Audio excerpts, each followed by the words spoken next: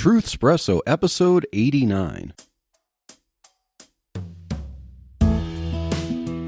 Face it, we all would rather sleep in this morning. That's why God gave us espresso, to kickstart our zombified corpses into hyperdrive. And now, giving your mind and soul the morning shot of truth it craves. This is Truthspresso with Daniel Minnick.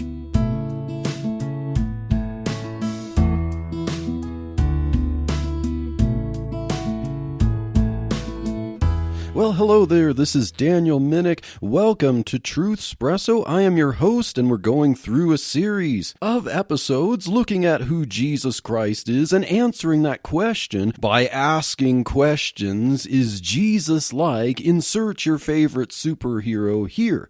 And if you discovered the title of this episode, maybe you were looking for some Captain America swag, and you stumbled upon this podcast episode asking the very strange question, is Jesus like Captain America? Perhaps you were curious enough to listen in and see what this weirdness was all about.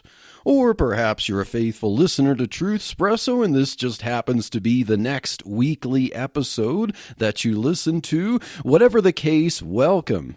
But if you're just tuning in, it might make a little more sense to start from the episode, Is Jesus Like Superman? And listen from there in this series, because we're walking through some church history here and we're seeing ideas about Jesus from church history and comparing those ideas to superheroes, perhaps to help us understand these ideas a little bit if we can compare them to Jesus and the idea of divinity and humanity, to see what his human nature and divine nature are like, how they relate to each other, and so we get to know Jesus a little bit more by knowing what he is not like, and so that's what this series is about, to see what Jesus is not like as these questions have been asked and answered in history.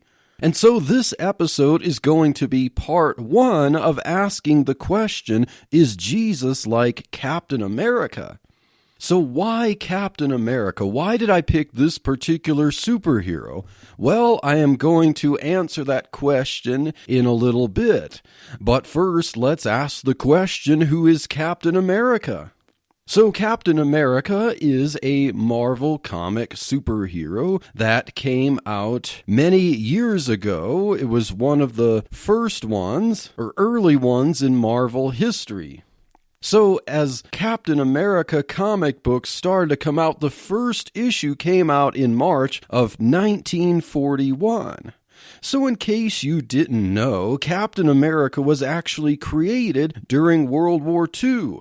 It's not that the plot of Captain America was created with World War II as the setting, but this was actually the concurrent setting of when Captain America as a superhero was conceived. And unlike a lot of other superheroes, Captain America seems to have a particular alliance. His outfit resembles the American flag with the red, white, and blue, and with the stars and stripes. And so Captain America seems to be this kind of persona, this kind of motif of what it meant to be an American, an ideal American. At least at the time, against the forces of evil brought about by the Axis powers of Nazi Germany and Japan and Italy. So who is Captain America himself? How did he become Captain America in the story of the comics? Well, Captain America was Steve Rogers, a physically deficient volunteer enlisting in the military to fight against injustice. And Steve Rogers, what he lacked in physical abilities, he more than compensated with his big heart, and the military saw this as a positive attribute. Although he could not keep up with his companions in training, a certain Dr. Abraham Erskine, who had defected from Nazi Germany, was a scientist, a biochemist, and he developed what he called a super soldier serum to try on one select candidate. He had enough that he thought might work. It was an experimental thing, and so he could manufacture more of this if he determined that this stuff worked on one candidate, and this particular selected candidate happened to be Steve Rogers. And unfortunately, Dr. Erskine passed away soon afterwards, and with him the knowledge of how to reproduce this serum. It's funny how that works out, because we have to have one particular superhero who could be called Captain America. And as the villain on The Incredibles, the movie, said, if everyone is super, then no one is super. Something to that effect, but you get the idea. Of course, in the plot of a good comic, you're going to have one particular person with this serum become the superhero, and of course, it's going to be lost. And after Dr. Erskine passed away, many attempts over the years, according to the plot of the comics, there were many attempts over the years to recreate this serum, but all the attempts had failed. So it's interesting that the technology, the intelligence of this particular scientist was unrivaled over the decades. Now, in the 1950s, there was Captain America, Commie Smasher, because after World War II, to keep readers interested in Captain America, who was no longer just a hero of World War II, he had to have new enemies to fight, and unfortunately for Marvel, Captain America, Commie Smasher, the series there wasn't anywhere near as popular as the World War II hero originally that sold millions of copies. In fact, millions of copies per issue. It was quite a success in World War II. And now there was a little bit of a break, and in the 1960s, Captain America comics started to be produced again, and Captain America came back as he had fallen from an airplane in the ocean. So he had fallen from an airplane during World War II, and then it was presumed that he was dead. If in fact you watch the first Captain America movie, Captain America, the First Avenger, it follows that plot line that he crashes in the ocean from an airplane, an aircraft, and then he's frozen. So Captain America was frozen in the 1960s comics for about 2 decades in a block of ice, and then he was revived, kind of like Rip Van Winkle, to wake up years later consciously and see that some things had changed. And so in the 1960s, as culture had changed, the astute Captain America from the World War II era had to figure out how to adapt to 1960s culture.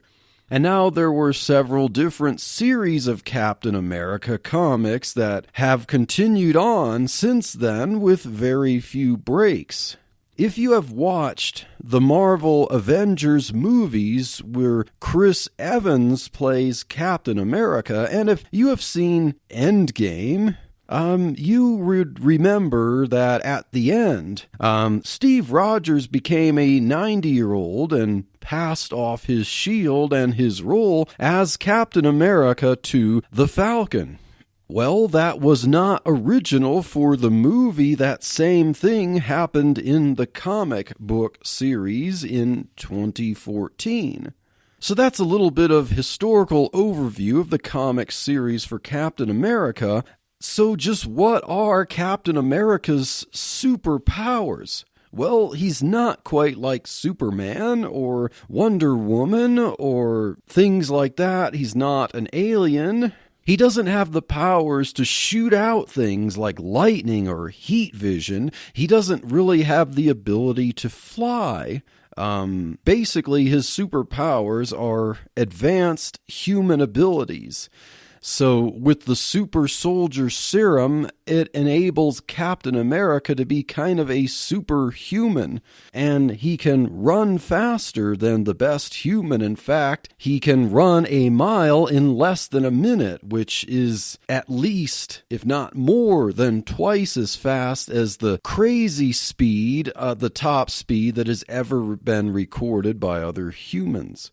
He can also run for a very long time without getting tired. And what about strength? Well, he is stronger than the best human. In fact, he can bench press over 1,000 pounds and consider that a warm-up.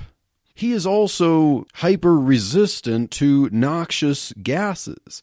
And his mind is also enhanced. He has a keen mind for fighting techniques in various martial arts, and he has hyper stealth and agility for moving, dodging, using things as props. His body heals wounds better and faster than normal. And he can jump longer and higher than the best human. If he gets a good running start, runs fast, and he can jump higher than the best of us. And so his superpowers are like very much enhanced human abilities. But we can consider them superpowers. After all, if no human could ever have those kind of abilities beyond a super soldier serum changing them, then we can consider those superpowers a divine nature, right? So now let's compare Captain America to Jesus. I mean, of course, Captain America didn't have a ministry of preaching the gospel. He wasn't a wise sage. He didn't perform miracles of healing. But how was Jesus like Captain America? At least when we look at the ideas of humanity and divinity. Well, they are both a singular person, because if you remember the previous episode in this series, is Jesus like the Incredible Hulk? When we dealt with Nestorianism, we see that the Incredible Hulk and Dr. Bruce Banner are like two persons. So not only are they two different natures, each nature has its own controlling person, all vying for control of one body. So, unlike the Incredible Hulk, Captain America is one singular person, and according to Christian orthodoxy, so is Jesus. And since we consider Captain America to have enhanced human abilities via the serum, it gave him superhuman abilities, so we can consider that divinity, if we will. And so if Captain America is both human and divine, and Jesus is both human and divine, we can see that that is a similarity there that they both have. And, of course, Captain America is definitely not invincible. He does have a mortal body, but he can do super things. And so that we could say that about Jesus. Obviously, Jesus was crucified. He died on the cross. He had a mortal human body, but he also did super things like walk on water and raise the dead. And now Captain America was fully human apart from his divine nature, and we know that Jesus is fully human apart from his divine nature if we understand that the two natures of Jesus are fully intact. And so that's a similarity that they have, right? I mean, is Captain America one person, as we acknowledge, with two full and complete natures? Is that really true of Captain America? Well, let's ask the question now, how is Jesus different from Captain America? So as we can see with a further look at Captain America and what he really is as a superhero, Captain America doesn't really have two distinct natures. The two natures are in fact mixed together. his human nature is altered by the super soldier serum. Remember that Captain America, as Steve Rogers, was kind of a frail youngster enlisting in the military. He was an artist, according to the comics, and he was not really soldier material until this serum injected into him changed his human nature such that it was superhuman. But the super serum isn't really intact as a nature unto itself. The two natures, as I said, are mixed together. His human nature is altered by the super soldier serum, and the super soldier serum chemically broke down and dispersed through his body. And so Captain America has properties of both natures in one combined resulting nature. The two came together, the two were present before the union, but then when they came together, they ended up making someone who is kind of partially human and partially divine. Now, for this type of illustration, I could have picked from many different superheroes to explain this idea of kind of a mixed or fused nature. I could have picked Spider-Man, and in fact, I might have failed to mention I had this idea of teaching about Jesus, comparing him to superheroes, before I was even aware of a book by a theologian by the name of Todd Miles, and he wrote a book called Superheroes Can't Save You. And he takes some superheroes to illustrate some things. And in fact, he did compare Superman to Docetism and Batman to what he called liberalism, which I took comparing him to Ebionism and Socinianism for the human-only Jesus. He actually illustrated Apollinarianism with the Incredible Hulk, but my idea of Apollinarianism was like Iron Man to demonstrate the sun driving around a human body and replacing the nous, the will, the mind with the logos, the divine logos, and so kind of inverting to make Iron Man just this visual illustration of how the true person is driving around an incomplete nature there. And so I picked Iron Man to illustrate Apollinarianism. Todd Miles picked the Incredible Hulk. But, I figured the Incredible Hulk represents Nestorianism because you have the two persons there in the one body, and one of them's obviously human, one of them's obviously super or divine. So, that made sense to me, and I'm only recently become aware of this book, and so I looked at it. I just don't want to be accused of, a plagiarism, but, I became aware of it, and I looked at it, and I listened to a pastor using this as study material and doing some sermons about it, and so I got more acquainted with Todd Miles' idea there, and so I could see how he used the Incredible Hulk for Apollinarianism, but I think, I would prefer Iron Man for Apollinarianism, the Incredible Hulk for Nestorianism. But for what we're going to talk about in this episode, part 1 and then part 2, is what will be called Eutychianism or monophysitism. I'll explain those later. So it's kind of the polar opposite of Nestorianism. Nestorianism, like with the Incredible Hulk, two persons with two natures. Eutychianism has one person. And the two natures are united in such a way that they're confused and mixed together. Basically, you end up with one nature as a result of the two coming together. And so I could have picked many different superheroes to represent this. I could have taken Spider-Man, as Todd Miles did. I could have taken any of the Fantastic Four, the Human Torch, and I forget the names of the others, but there's an elastic guy and a rock guy, and you could see that it basically, they're part human, they're mutant as a result of an experiment gone awry, and so they're kind of part human and part divine. I could have taken any of the X-Men, who are mutants from birth, to show that, they're partly human and partly super.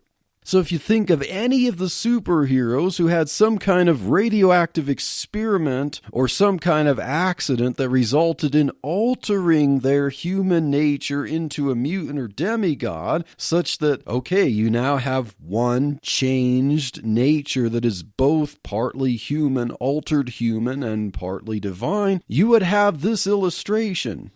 But I picked Captain America in particular because his superpowers were less physically visible until he demonstrated them, kind of like Jesus.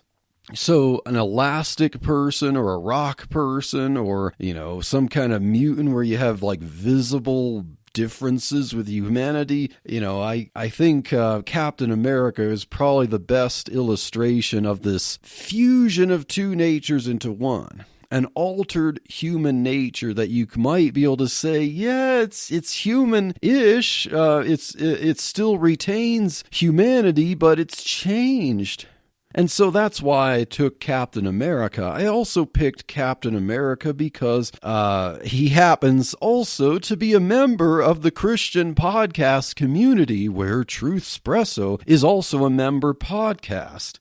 So let me plug the Christian Podcast Community at christianpodcastcommunity.org, and that is managed by Andrew Rappaport, who hosts several podcasts, including The Rap Report, Apologetics Live, and Theology Throwdown, which you will see me make some appearances there as well. But what do I mean that Captain America is a member of the Christian podcast community?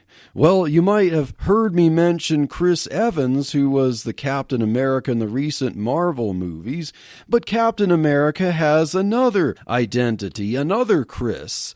This happens to be Chris Hohnholz. Now, if you go looking for movies with Chris Hohnholz in them, you're not going to see Chris Hohnholz there. Chris Hohnholz co-hosts a podcast called Voice of Reason Radio.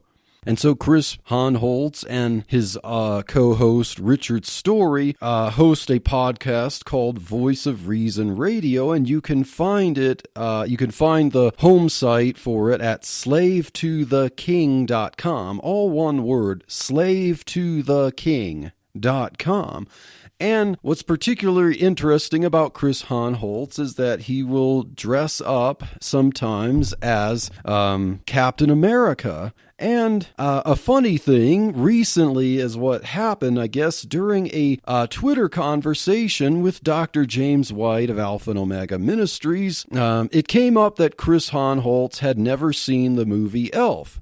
Now, not to invoke the ridicule of Dr. James White, I fall into that camp as well. I think I've only seen a few little pieces of it. I haven't sit and watched the movie The Elf. But apparently Dr. James White likes the movie The Elf and made fun of Chris Hohnholz for not seeing that wonderful movie. And so he decided to send him a birthday gift. So Dr. James White mailed an elf doll to Chris Hohnholz and Rich Story, the co-host, and Chris Hohnholz's family were all in on it to make sure that Chris got this birthday gift. And, of course, Chris Hohnholz will then proceed to treat this doll as a demon doll. He's posted pictures of the elf doll doing things as if he were alive. So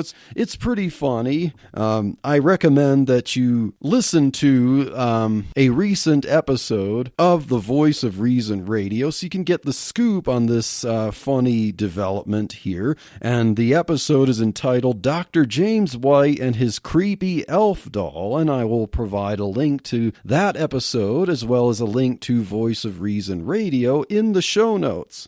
And this is where you see the picture of Captain America for this episode coming from. Because Chris Hohnholz is a really neat and amiable guy, and so I figured I would jump out of my comfort zone a little bit and tweak the logo to show him as Captain America. So definitely check out Voice of Reason Radio with Chris Hohnholz and Rich Story. Check out their cool show to strengthen your faith and challenge your walk with God, and of course maybe laugh a little bit along the way. They're really nice, funny guys. So, moving on here, who in history taught that Jesus was kind of like Captain America? Well, now we move on from Nestorius of the Incredible Hulk idea to a guy by the name of Eutyches, not to be confused with Eutychus, who was a guy who fell asleep during the Apostle Paul's sermon, fell out a window and basically died, and Paul brought him back to life pretty quickly there. This is not the same guy. This guy is Eutyches. He was an archimandrite over a monastery of about 300 monks in Constantinople. So an archimandrite basically was an overseer of a bunch of bishops or over a monastery, a monastic order here. Yes, I know, we as Protestant Christians, many of us don't really like the idea of monasteries, and we don't see anything like that in the Bible. Yes, that's a topic for another time, perhaps, if we look at some of church history related to how the monasteries began. Yeah, I personally don't think it's represented as anything scriptural there, but, let's just look at history and accept the way things were in history here. So the bishops of this time recognized Eutyches as not being very learned in theology. So obviously, Eutyches did have his pedigree in monastic life. So he held this position as an archimandrite over this monastery in Constantinople for about 30 years. Now, Eutyches claimed to follow the teachings of Cyril of Alexandria. If you remember from the last episode, Cyril of Alexandria was basically the good guy in the story, although, we seem to have a little bit of pity on Nestorius, and Cyril was kind of a thug in a way. But doctrinally speaking, for the controversy over Nestorianism, even if Nestorius himself was misunderstood, we believe that Cyril of Alexandria at least taught correctly. The teachings were correct, even if his actions were not really kosher. But Eutyches claimed to follow the teachings of Cyril of Alexandria, and so he was a good opponent of Nestorianism. Eutyches focused heavily on a statement that Cyril of Alexandria used against Nestorius that said that Christ had one nature, one hypostasis. Now, of course, if you remember from that last episode, and as of course I keep saying, if you remember from the last episode as if you had listened to it, so consider that a recommendation to listen to the last episode in the series, Is Jesus Like the Incredible Hulk? And consider that a recommendation to listen to all the Is Jesus Like superhero episodes in the series. But if you remember from that last episode, Is Jesus Like the Incredible Hulk, some words were undergoing changes in meaning, words that had to do with person and nature. And Eutyches understood orthodoxy against Nestorianism to be that Jesus had one fused nature as a result of the incarnation. All he knew was that he was not an Arian and that he was not a Nestorian. Therefore, one nature that was somehow both divine and human must be the truth, according to Eutyches. So now let's get into what he taught that we call in history Eutychianism. Now, Eutychianism is a form of what is called monophysitism. If you figure out the parts of the word, you would see why. Mono or monos meaning one, and physitism or physis or physics or whatever meaning nature. So monophysitism is the teaching of one nature, that Jesus has one resulting nature. Who we know as Jesus of Nazareth as both human and divine, somehow the human and divine are together one resulting nature of the incarnation. So in monophysitism or Eutychianism, Jesus has what's called one theanthropic nature, or one divino-humano nature, as Fred Sanders, the Trinitarian theologian, will call it. So Jesus has one theanthropic nature rather than two distinct natures. So what is this one nature? How do we explain what a one nature would be if it's both human and divine? So if we start with the Logos, who is fully divine, and then you add this human nature to it, but the result is one nature, what do you have? In the Latin, as the opponents of this called it, they said it was a tertium quid, or a third thing, which is a term used from alchemy. So you have the combination of the two being a mixture that is neither of the sources fully intact. So you start with two different things, two completely different things, and when you combine them, and if they're one resulting thing, they're kind of a mixture or confusion of the two. So in some ways, if you start with a divine nature and a human nature, the result is a demigod. So to visualize this, just think of the many reboots of the Superman story where eventually they always finally jump the shark. At some point in the plot, Lois Lane finds out that Clark Kent is Superman.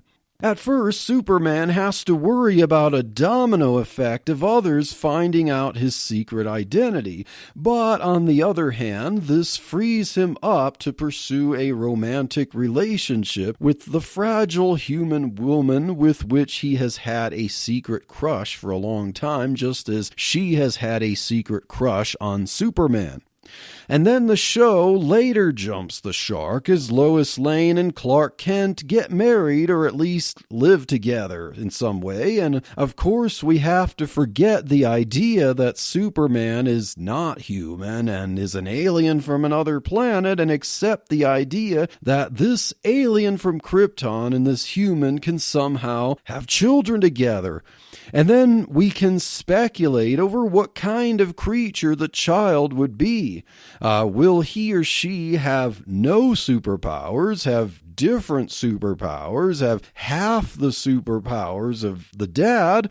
Now, let's get out Gregor Mendel's Punnett square from genetics and figure out the possibilities and factor in any dominant or recessive genes. Okay, so you get the idea.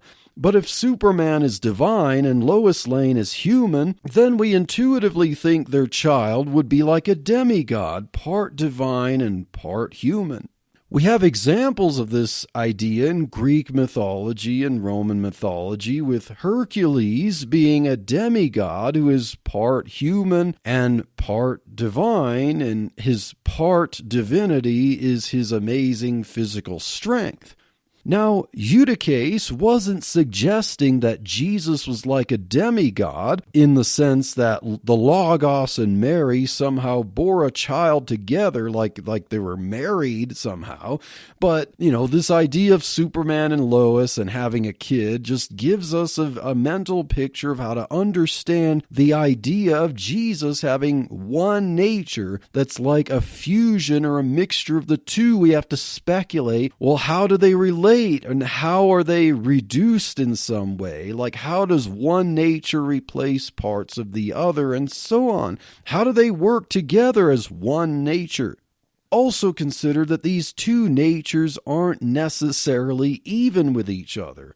Our erring friend Eutyches here reasoned like anyone probably would, starting from a one-nature premise, because think, since the divine nature is much bigger and much more significant and much more powerful than the petty little human nature, Eutyches naturally understood what this would entail when you combine the two. Eutyches taught that the human nature dissolved into the divine nature of Christ like a drop of wine or vinegar or honey in the ocean or sea. However we translate what he said, it's basically like a drop of something in a very large body of water.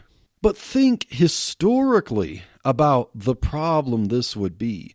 Wasn't one of the first heresies about Jesus in church history the Gnostic idea of Docetism? The Superman question, the first episode we addressed in this series. Although Eutyches acknowledged two full natures at the Incarnation, his reasoning meant that the Incarnation just demolished anything meaningful about the human nature of Christ and effectively resulted in a form of Docetism. So what did Eutyches propose? And really the difference between the Orthodox position about Jesus and the Eutychian position about Jesus was really one preposition. So in Orthodoxy, the person of Jesus is in two natures. But according to Eutyches, he is of two natures. So he didn't retain two distinct natures under the one person. He was of two natures. The result of two distinct natures become one confused, admixed nature that is a third thing, a different thing, a product altogether. Now, Eusebius of Dorylaeum, if you remember from the last episode, the guy who 1 generation ago protested what Nestorius had taught, later was protesting what Eutyches was teaching from the extreme of the other side. So this Bishop Eusebius seemed to have a balanced view. This resulted in Eutyches having to explain himself at a council in his hometown of Constantinople. Now, Flavian, who was the bishop of Constantinople, then held a synod or a small local council of bishops in Constantinople late in the fall of 448 AD. And Eutyches himself refused to come. His excuse was that he had duties in his monastery over which he was the archimandrite over about 300 monks there. So, according to Eutyches, he had a vow to keep. Yet the charges against him eventually proved to be so compelling that Flavian demanded Eutyches to show up and deal with his charges. Eutyches finally conceded and showed up to the council toward the end of it. Now, the elderly Eutyches refused to budge on his beliefs. He firmly held to one nature in Christ. The bishops concluded that Eutyches was a heretic, and they deposed him from his position over the monastery. Now, Leo I, known as Leo the Great at this time, who was the Bishop of Rome, was upset that this council didn't defer to his judgment. He wanted some input on it. He claimed that Eutyches was mostly ignorant and could properly be restored if he came to his senses. Now Eutyches, having been deposed and having his reputation smeared, sent a letter to Emperor Theodosius II requesting a more official council to restore his reputation. Apparently, Eutyches felt that the synod in Constantinople, his home city, wasn't worth attending, but a larger one would be now that the circumstances proved to be so. The next year, in the fall of 449, the Emperor Theodosius, convened a council at Ephesus to resolve the matter and try Eutyches. Now, remember from the last episode that I've mentioned quite a few times here, it's kind of a background, a historical background to this one, because this is less than 20 years later. So remember from the last episode that the Third Ecumenical Council, the Council of Ephesus that condemned Nestorius in 431, we're dealing with the same city of Ephesus here. So there's going to be a bias here. Now a second one at Ephesus would happen in 449. So this is only 18 years later. This time it was dealing with the opposite end of the spectrum from Nestorianism. Rather than splitting Jesus into two persons, this is dealing with a position that's uniting his natures into one fused and mixed, confused nature. And Dioscorus, the Patriarch of Alexandria, would preside over it. Now, I mentioned that Ephesus still had, of course, a lot of opposition to Nestorianism. 18 years prior, they dealt with the Nestorian controversy. Do you really think that they're ready to accept an opponent of Nestorius as also being a heretic? Emperor Theodosius himself had his beef with Nestorius before. He was in favor of Cyril of Alexandria. He was so opposed to the idea of Nestorianism that he was sympathetic to the monophysite idea that Eutyches was teaching.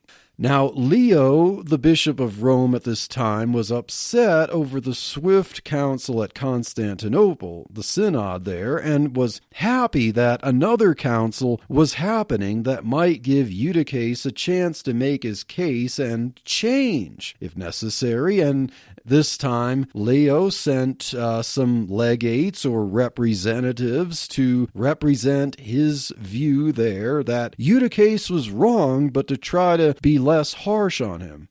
However, since the emperor was sympathetic to monophysitism, he seemed to stack the deck at this second council of Ephesus in favor of Eutyches. And with Dioscorus of Alexandria presiding, Dioscorus definitely had his sympathies for monophysitism.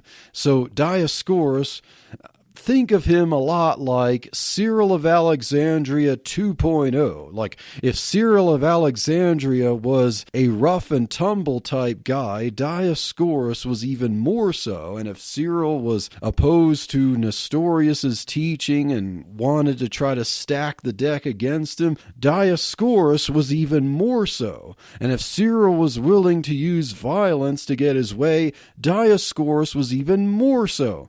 So at the Second Council of Ephesus in 449, Eutyches got his day in court. He claimed to hold to the faith recognized at Nicaea and Ephesus. Eutyches accused Flavian of stumbling over Eutyches' words and twisting them. Eutyches also firmly stated that he believed in one nature of Christ. Of course, this will later be determined to be heresy, which Eutyches would not budge from, but it seemed to be allowed at this council. Flavian and anyone opposing Eutyches were denied any standing to judge the proceedings or to vote or to present much of a defense. Leo of Rome had written a letter to Flavian about Eutyches, what he taught and what he believed to be the truth of the two natures of Christ. Leo sent a letter addressed to Flavian, and he wanted his legates, his representatives, to read this at the council here in Ephesus. But Dioscorus, the Patriarch of Alexandria, who was presiding over the council, refused to let Leo's letter to be read. Instead, the council read a letter from a guy named Barsumas, who was a monophysite monk at Eutyches monastery. Biased much? Flavian and Eusebius of Dorylaeum, Remember Eusebius of Dorylaeum from the last episode? He was the bishop who originally accused Nestorius in the first place, but Flavian and Eusebius of Dorylaeum would be the defense at this council against Eutyches, but they weren't allowed to present much of a defense. In fact, some of the bishops shouted, "Burn Eusebius!" At one point, reportedly, Dioscorus himself and the monk Barsumas violently smacked Flavian. So this court, this very stacked council here, seemed to be like an apparent kangaroo court, and it determined that Eutyches was orthodox, much to the chagrin of Flavian, Eusebius, and their supporters. Dioscorus then threatened all the opponents with violence if they dared to object to the ruling. One of Leo's legates named Hilarius, not the word hilarious like funny, but, get rid of the O, you have his name, Hilarius, shouted "Contradicitur," to express that Leo would not agree with the sentence that this council pronounced. In fact, Dioscorus arranged to have about 1,000 mercenary monks waiting outside the church building where this council was being held. If Dioscorus's wishes had resistance, Dioscorus would then summon the monks to take care of business. So, if you think of the quiet, fragile little monk in the monastery, these monks were, they had some muscles and they had some will to do violence if necessary. As Dioscorus began to read the edict against Flavian and Eusebius that sentenced them as heretics, some bishops pleaded with Dioscorus against doing that. But Dioscorus would not have it. He then ordered his army of brutal monks to flood into the building to take out Flavian and the rest of the defense. As there was an altar of ministry there in the church building, Flavian then ran to it and clung to it to plead for his life. If you remember from the Old Testament, an Israelite fugitive would grab the horns of the altar for protection against a violent sentence. But Flavian's gesture would not be honored in this case. The monks then pulled him off the altar and punched and kicked him to a pulp. And later they eventually flogged him. So Eusebius of Dorylaeum was also deposed. Flavian was deposed and passed away soon afterward from a lack of care. He basically died from his brutal wounds there. Flavian's replacement to be Bishop of Constantinople was a guy by the name of Anatolius, who was a deacon, a friend of Dioscorus, and a monophysite himself. So if we look at the history of bishops of Constantinople, Constantinople had Nestorius, and then it had someone who was orthodox, and then later now have a monophysite. So we can see how the schools of Alexandria and Antioch had their justified reasons, historically speaking, to view Constantinople as a seat of politics rather than an historical commitment to truth that could be traced back to something significant like an apostle in the case of Antioch, or a long-held center of learning like Alexandria. So as a result of the Second Council of Ephesus that was very much stacked in Eutyches' favor, Eutyches got to waltz out back to his monastery and resume his position that had been briefly denied him by the Synod of Constantinople. Now, Hilarius, the legate for Leo, who had objected that Leo would not approve of the sentence here, barely himself escaped from the mobs, and he had to take a very covert, roundabout route back to Rome. He managed to gather some letters from Flavian and Eusebius that were appealing to Leo with him. And so when Leo, the Bishop of Rome, got wind of what had happened, he was not very happy because he wanted this council to be fair to Eutyches, but also to support the truth. And what happened was a council that was stacked in Eutyches' favor and didn't allow the defense to happen. And so when Leo got wind of this, he nicknamed this second council at Ephesus Latrocinium, or Robber Council. And so that brings us to the end of part 1 of answering the question, is Jesus like Captain America, with Eutyches teaching the idea that Jesus was like Captain America, basically a divinized human, a humanized divinity, a kind of a combination of two natures there into one nature. And part 2, we're going to look at the resolution of this mess. We're going to look at the Council of Chalcedon in 451 and see how the tables start to turn against Eutyches. So if you are excited about this, and I hope this history is a little bit of interesting, then stay tuned.